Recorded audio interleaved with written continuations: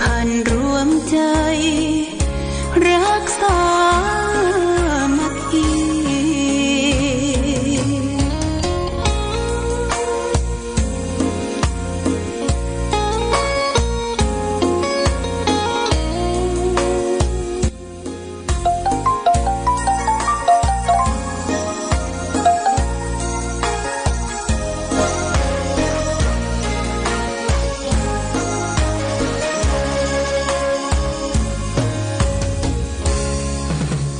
เป็นวัดร้างโบราณสืบสาน2524พระมหาราชครูเกษราปัญญาปรมาติกาจารย์จากวัดดับภัยเชียงใหม่สืบสานเวลาผ่าน131 ปีนานไกลวัดพระบาทอุดมรุ่งเรืองงามตา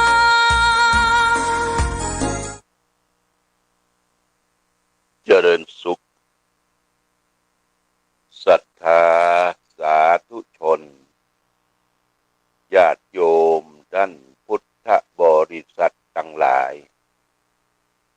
วันนี้รายการธรรมประทีปส่องต่างก็ได้มาพบปะกับพ่อแม่พี่น้องศรัทธาสาธุชนญาติโยมแห่งครั้งหนึ่งวันนี้เป็นวันพฤหัสบดีที่1 เดือนมิถุนายนพุทธศักราช2566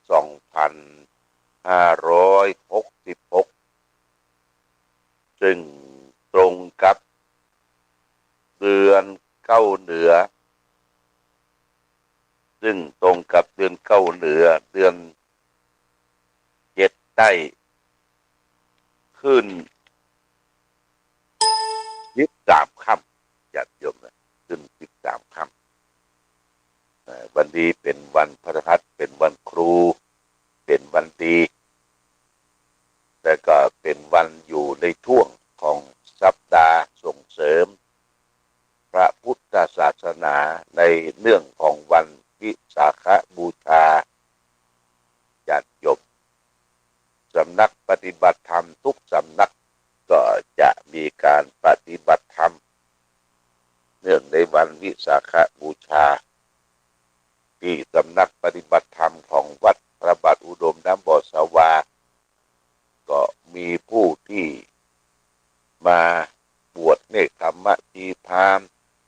ถือศีลกินเพลก็ประมาณ 2-3 ท่านวันนี้ก็เริ่มทยอยกันมาตั้งแต่วันที่30ตอนเย็นเป็นต้นมาก็จะไปเสร็จสิ้นกันตอนเช้าวันที่4นี่จะได้ลาสิกขาที่วัดศรีบุญเรืองสงแควก็เช่นเดียวกันเป็นสำนักปฏิบัติธรรมดูเหมือนจะเริ่มเข้าปฏิบัติธรรมวันนี้ญาติโยมท่านสาธุชนผู้สนใจในการขึ้นวัดปฏิบัติธรรมเนื่องในวันวิสาขบูชาก็เชิญชวนไปร่วมด้วยช่วยกันนะไปแสวงหาความสุขกำจัดความทุกข์อันเกิดขึ้นในจิตในใจของเราและท่านทั้งหลายที่วัดพระธาตุดอยสุเทพวันนี้ตั้งแต่7 วันวันที่27เป็นต้นมาเนี่ยเพิ่นจะมีประกอบพิธีเจริญพระพุทธมนต์หรือว่าเสกซ้อมย้อมยศน้ำส่งพระราชทานที่จะได้เอาไปสละสลงที่วนวัดพระธาตุดอยสุเทพวันนี้ก็ยังมีอยู่พระสงฆ์ทุกอำเภอพระเถระก็จะได้พัดเปลี่ยนเวียนกันขึ้นไปบนดอยสุเทพตามที่ได้รับนิมนต์แล้วก็วันพรุ่งนี้ซึ่งเป็นวัน14 ค่ำก็คือจะเตี้ยวกันขึ้นดอย14 ค่ำ15 ค่ำเนี่ย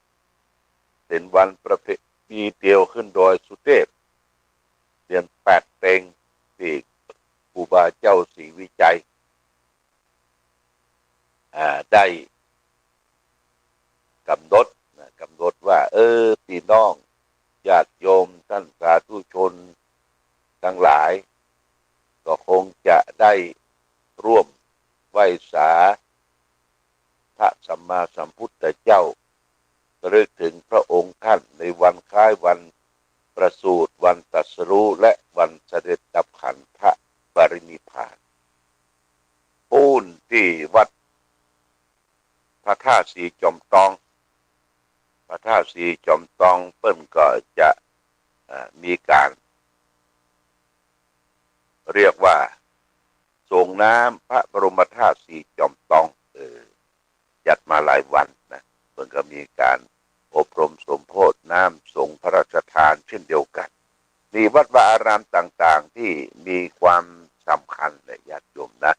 มีความสำคัญความเป็นมาทางประวัติศาสตร์นมนานการมาเพิ่งก็เชิญชวนญาติโยมได้ไปสร้างสมบุญญาบารมีคือเกิดขึ้นคำว่าบุญญาบารมีคือการสั่งสมบุญสร้างบุญคนเฮาอยู่ถึงวันก็อยู่ด้วยบุญอยู่ด้วยบารมีบุญหมดบ่ใดบารมีหมดบ่ใดเขาก็บ่สามารถที่จะดำรงตนอยู่ได้ในโลกนี้เพราะฉะนั้นเขามีบุญมีบารมีจึงอยู่ดำรงตนชีวิตทั้งบรรพชิตและคฤหัสถ์อยู่ได้ในปัจจุบันทีนี้บุญบารมีในญาติโยมของคนเฮาเนี่ยมันมีมาบ่เท่ากันมีมาบ่เท่ากันบุญเก่าก็มีบุญกำลังสร้างก็มีบุญใหม่ที่จะมาถึงก็มีนะมันมีสร้างสมมามันบ่เท่ากันเพราะฉะนั้นเขาก็มันแสวงบุญแสวงกุศลเกิดขึ้นกับตนกับตัวเมื่อบุญกุศลเขาก็มีความสุขญาติโยมมีความสุขแล้วก็บุญเนี่ยมันชนะความทุกข์ทุกข์นี่คืออย่างทุกข์คือความบ่สบายกายบ่สบายใจเนี่ยเป็นทุกข์ญาติโยมนะเป็นทุกข์ทุกข์ทางโลกแล้วก็ทุกข์ทางจิตใจทุกข์ทางโลกทุกข์ที่เราอาศัยพื้นแผ่นดินโลกนี้ตื่นขึ้นมาเอาผ้าปื้อออกหัวตาแตกหูได้ยินเราก็ต้องคิดละวันนี้จะเอาอย่างมากินเอาอย่างมาสู่มาตำกันจะไปเสาะว่าหากินตั้งไหนนะอันนี้เป็นทุกข์ของคนเฮาที่จะต้องคิดจะต้องทำเมื่อยังมีชีวิตอยู่แต่สัตว์ทั้งหลายก็เช่นเดียวกันสัตว์ทั้งหลายเป็นสัตว์มีปีกสัตว์บ่มีปีกนกหนูอย่างต่างๆตื่นขึ้นมาห้องเช้าเรียกร้องเช้าขันนกก็ห้องขึ้นมารับแสงอาทิตย์รับแสงอรุณแล้วก็บอกเพื่อนบอกฝูงว่าได้เวลาละเน้อได้เวลาละเน้อที่จะเสาะแสวงหาเสาะว่าหากินนี่ญาติโยมนะนี่สัตว์ต่างๆมันก็มีสัญชาตญาณมันไก่ก็เหมือนกันญาติโยมไก่นี้มันจะขันอยู่3 เวลาพุบค่ำนี่ขันบอกเจ้าของว่าถึงเวลาจะหลับแล้วเด้อพักผ่อนแล้วเด้อแล้วตอนเที่ยงคืนนี่ไก่ขันเที่ยงคืนบอกเวลาแล้วก็ตอนเจ้า4 โมง 5 โมงนี่ไก่5 โมงนี่ไก่หลวงพ่อขันละไก่ที่ตั้งเลี้ยงไว้บนกุฏิเนี่ยนะทางข้างๆกุฏิเนี่ยใส่กรงยาวไว้ขันเลย5 โมงนี่ขันเลยบอกลักษณะว่าตื่นแล้วเด้อท่านเจ้าครูบาอาจารย์ผู้ที่ตื่นขึ้นมาจะได้ทำหน้าที่ไหว้พระสวดมนต์แล้วเนี่ยไก่ขันสัตว์นานาชนิดถ้าเขาเอามาเลี้ยงเขาก็ต้องให้อาหารมันจะไปให้มันได้กันได้อยากได้ลำบากแต่ประการใดแต่สัตว์ที่อยู่นอกกรงน่ะญาติโยมนะเป็นนกเขาเป็นนกปิดจริวเป็นนกกวิดนกอย่างนี้ตื่นขึ้นมามันก็ไปบินไปเสาะแสวงหาอาหารในที่ต่าง คนก็ไปมักจะไปยิงนกตกปลาไปทำลายมันแต่ในปัจจุบันเนี่ยญาติโยมคนเฮาจะถือปืนป่าหน้าไม้ถือหนังสติ๊กไปยิงนกตกป่านะบ่ค่อยมีละในปัจจุบันเนี่ยนะเพราะว่าอาหารการกินมันหนักปัจจุบันในอาหารการกินมันหนักเพียงแต่ว่าเขามีความมุมานะบากบั่นขยันขันแข็งจะไปงอมืองอเท้ารออยู่เนี่ยญาติโยมนะป่าก็ดีอย่างก็ดีเปิ้นเพราะได้หมดนะญาติโยมนะอย่างป่านินป่าอย่างที่เขาบริโภคดึงวันเนี่ยพระบาทสมเด็จพระเจ้าอยู่หัวรัชกาลที่9นะพระองค์ได้นำมาจากญี่ปุ่นนะเริ่มแรกมาจากญี่ปุ่นมาเลี้ยงในวังก่อนมาเพาะในวังขยายพันธุ์ออกไปมีทั่วประเทศไทยท่านก็เลี้ยงปลาในกระชังเลี้ยงปลาในบ่อเลี้ยงนักก็ได้ขึ้นได้ขายอย่างปลาดุกก็เหมือนกันปลาดุกนี่มีเพราะแต่ปลาที่อยู่ตามต้งตามนาปัจจุบันนี่มันบ่ค่อยมีละญาติโยมเพราะว่าสารเคมีมันนักสารเคมีคือเขาไปพ่นพ่นยาใส่เข้ากล้าไร่นาป่าธรรมชาตินี่จึงบ่มีเนาะมีบ่มีปูก็บ่ค่อยมีนะแต่เขาก็ยังมีน้ำปูมีป่ากินที่เปิ้นเพาะเปิ้นแปลงไว้อันนี้ธรรมชาติทุกวันเนี่ยมันเปลี่ยนแปลงไปตัวเฮาก็เหมือนกันญาติโยมก็เปลี่ยนแปลงไปเครื่องนุ่งห่มที่อยู่อาศัยผ้าผ่อนต้นสบายยารักษาไข้โรคประจำตัวก็เปลี่ยนแปลงโรคที่อยู่กับเฮาในถึงวันเนี่ยไปถามไปแล้วมันมีกู้คนอะโรคประจำตัวนี่แหละเรียกว่าโรคความดันสูงโรคความดันต่ำโรคเกาต์เบาหวานนี่มีสปะญาติโยมอยู่ในตนตัวเฮาคนไม่มีโรคเป็นลาภอันประเสริฐนะคนไม่มีโรคภัยไข้เจ็บนี่เป็นลาภอันประเสริฐเมื่อเฮามีร่างกายที่ประกอบไปด้วยธาตุดินธาตุน้ำธาตุไฟธาตุลมดินน้ำลมไฟเป็นธาตุธรรมชาติอยู่ในตัวเฮาทั้งนอกเขาเหรอทั้งนอกเขาก็มีดินน้ำลมไฟอากาศธาตุวิญญาณธาตุอยู่รอบตัวเฮาก็เมื่อทั้งนอกธาตุมันบ่ปกติมันก็เข้ามาสู่ในตัวเฮาอะธาตุต่างในอย่างการบริโภคก็ดีการใช้อาหารและก็ดื่มน้ำก็ดีที่มันบ่สะอาดบริสุทธิ์มันก็ติดมาแปดเปื้อนมากับธาตุต่างนอกเลยญาติโยมนะอันนี้มันเปื้อนกันอย่าไปคิดว่าโอ้เอาบ่ไปไหนบัดเนี่ยอย่างนี้บ่เป็นโรคภัยไข้เจ็บญาติโยมเอามานึกถึงพระเจ้าชาแห่งอิหร่านนะญาติโยมนะอิหร่านเนี่ยพระเจ้าชาแห่งอิหร่านเปิ้นสวรรคตตายด้วยโรคมะเร็งญาติโยมนะโรคมะเร็งพระเจ้าชานี่ยิ่งใหญ่โอ้โถส้วมเปิ้นเลยเป็นโถทองคำนะโถทองคำรถนี่เป็นรถทองคำยังใจทองคำบดญาติโยมเสร็จแล้วก็อดรนทนสู้ต่อโรคภัยไข้เจ็บโรคที่เกิดขึ้นโรคมะเร็งไปรักษาที่เมืองอเมริกามันก็ยังบ่หายนะญาติโยมนะ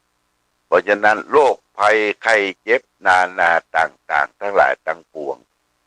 พระพุทธเจ้าได้ตรัสให้หมู่เฮาทั้งหลายเป็นเรื่องของกรรมนะกรรมมุนาวัตติโลโกสัตว์โลกย่อมเป็นไปตามกรรมคืออย่างกรรมคือการกระทำของคนเฮาทั้งในปัจจุบันในอนาคตในอดีตที่ผ่านพ้นมาแล้วก็ปัจจุบันเฮาทำกรรมมี2 กรรมคือกรรมดีและกรรมชั่วถ้าบ่ใช่กรรมดีกรรมชั่วหรือว่าอภัยกตาอภัยกิจเป็นกลางๆบ่ดีบ่ชั่วเพราะฉะนั้นกรรมคือการกระทำของคนเฮานะมันมีผลของกรรม ผลของกรรมถ้ากรรมบดีเป็นผลของกรรมเรียกว่าเป็นวิบากกรรมญาติโยมวิบากกรรมเอาจะมักจะว่าโอ้มันเป็นวิบากมันเป็นวิบากของมันแท้ๆนะเมื่อก่อนก็โอ้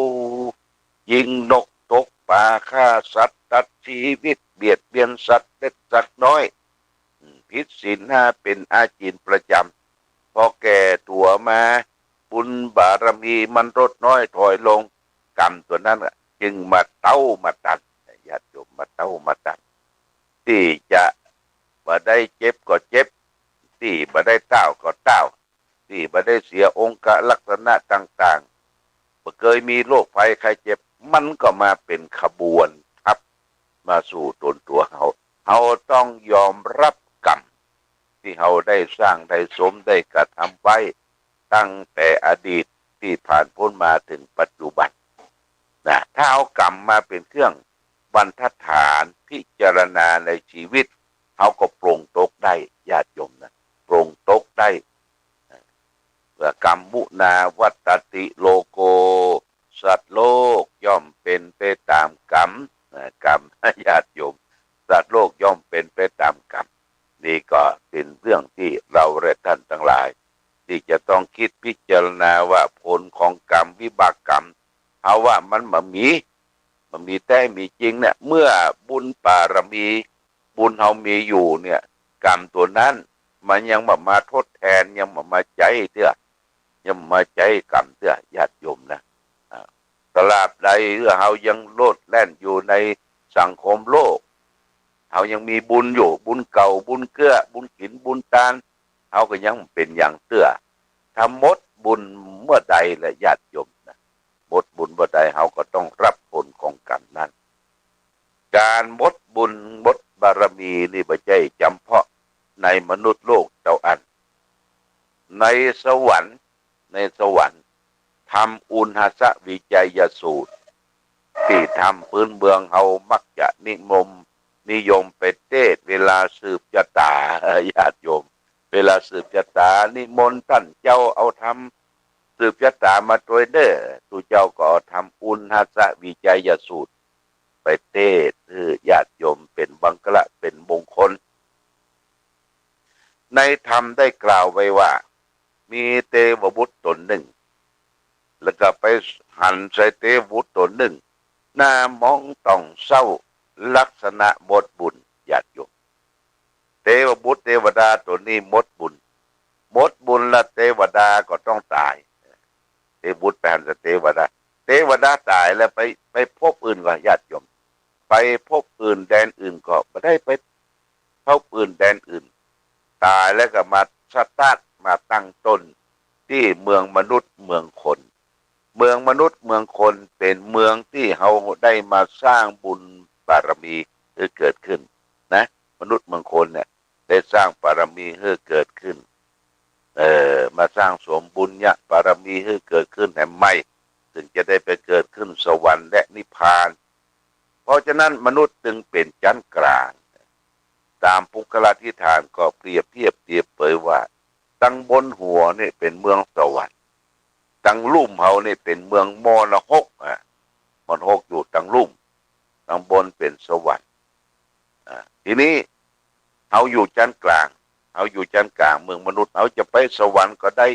จะไปป้อนรกก็ได้มันอยู่ที่เขาจะตั้งใจหรือจะทำไปญาติโยมนะอันนี้เป็นสิ่งสำคัญเพราะฉะนั้นการที่เทวดาได้หมดบุญในสวรรค์ลักษณะมีอยู่5ประการญาติโยม5ประการ1เนื้อหนังมังสังหน้าค่าตาเทวดาเนี่ยมองมนเศร้าญาติโยมมองมนเศร้าเป็นหน้านิ้วคิ้วกระมวดบะจุ่มบะเย็นบะล่าเริงหน้ามองตรงเศร้า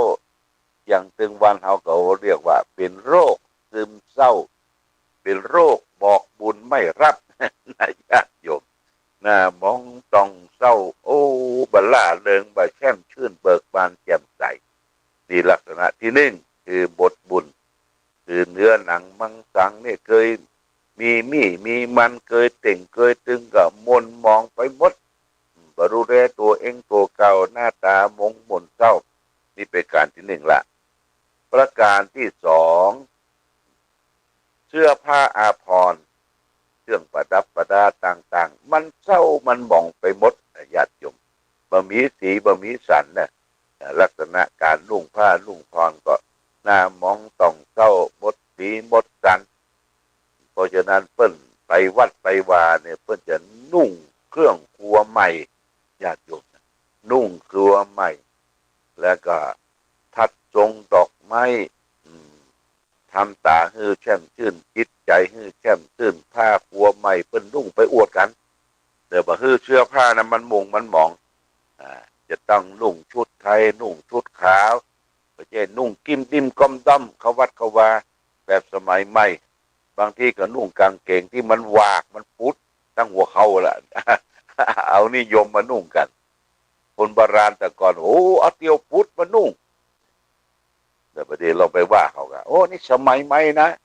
สมัยใหม่นะเตียวปุดหัวเขาเนี่ยบ่ปุดก็คือทำมันปุดญาติโยมนะอันนี้ไม่ใช่ประเพณีของเขาคนว่าไปวัดไปวาเนี่ยนุ่งผ้าคือมันใหม่มันสะอาดถึงแม้ว่าจะเป็นผ้าเก่าก็คือซักรีดอบใส่น้ำอบน้ำหอมไปนี่ลักษณะที่สองผ้านุ่งหัวใบของเทวดาเศร้าหมองลักษณะที่สามนี่ญาติโยมที่นั่งเทวดานี่นะฮ้อนกระด้างแข็งฮ้อนกระด้างแข็งพุทธลุกพุทธนั่งอยู่บ่เป็นบ่อนวึดบื้อพอคนลักษณะที่คนไข้ซิกไข้ลาสิกขาแต่ก่อนมาบวชเป็นพระเป็นเณรถ้าตนใดองค์ใดไข้ลาสิกขาเป็นน้อยเป็นนานนะโอ้วัดก็บ่มีไผอยู่ไผก้อยผู้เจ้าก็ไข้ซิกฮ้อนผ้าเหลืองฮ้อนวื้อว่าเดี๋ยวเตียวไปขั้นเตียวแต่ไปเดี๋ยวก็ยืดคอต้องพอไปทั้งบ้านทั้งจองยืดคอยืดหยังเนี่ยมันผ้าเหลืองฮ้อนล่ะหมดบุญน่ะญาติโยมหมดบุญลักษณะที่นั่งกระด้างแข็งอย่างที่เราเคยดูลิเกสมัยก่อนลิเกเนี่ยพอเทวดาหรือปัญญาอินมานั่งโอ้วันนี้อย่างที่นั่งกระด้างแข็งมันเป็นจะได้นั่งไปได้แหวกม่านดูมนุษย์โลกแล้วจะได้ไปช่วยหนอนั่นหนอนี่ช่วยหนอลูกกตะที่ถูกข้ามขาราวีนั่นนี่นี่เนี่ยที่นั่งของเทวดาเนี่ยมันกระด้างแข็งแต่เปรียบเปยว่าเฮาเนี่ยจิตใจเฮาบัดตั้งมั่นจิตใจบัดตั้งมั่นแล้วก็เนี่ยอย่างพุทโผอย่างจับวางมาตรฐานของชีวิตเนี่ยยังก็ลายผู้ลายการลายงานในญาติโยมเนี่ยเรียกว่าเฮาที่นั่งเฮาฮ้อนที่นั่งฮ้อนนี่ลักษณะบทบุญประการที่สี่ญาติโยมเทวดาบทบุญนะที่เทวดาบทบุญนะหายใจเข้าออกร้อนหายใจเข้าออกร้อนปากร้อนอย่างร้อนหวังนะหายใจออกนี่ร้อนระวังแล้วเขาก็จะเนี่ยบทบุญนี่หายใจเข้าออกร้อนกระหายและประการสุดท้ายอยู่บ่ได้เหงื่อใครไหลปังลงพึกอยู่บ่ได้ให้เหงื่อใครหลังปังพึกใครไหลปังลงพึกญาติโยมนี่บทบุญนะลักษณะบทบุญ5ประการเกิดขึ้นกับเทวดาที่บนสวรรค์ชั้นฟ้าเทวดาก็จะตายเมื่อตายแล้วก็จะต้องมาพุทธมาเกิดในเมืองมนุษย์เมืองคนมาสร้างสมบุญญาบารมีแห่งใหม่ถึงจะได้ขึ้นไปเกิดในสวรรค์และนิพพานในที่สุดวันนี้ได้มามาจาพบปะญาติโยมท่านสาธุชนทั้งหลายก็จะพอสมควรแก่กาลเวลาทุกท่านช่วงสุดท้ายนี้โมทนาญาติโยมโมทนาสาธุกับญาติโยมที่จะ มาร่วมกินร่วมทานวันพรุ่งนี้เปิ้นจะทำบุญสุนทานผ้าป่าสามัคคีเพื่อจะสร้างกองทุนบูรณะวิหารพระเจ้าระแข่งการบูรณะวิหารพระเจ้าระแข่งที่ถูกไฟไหม้เนี่ยญาติโยมนะ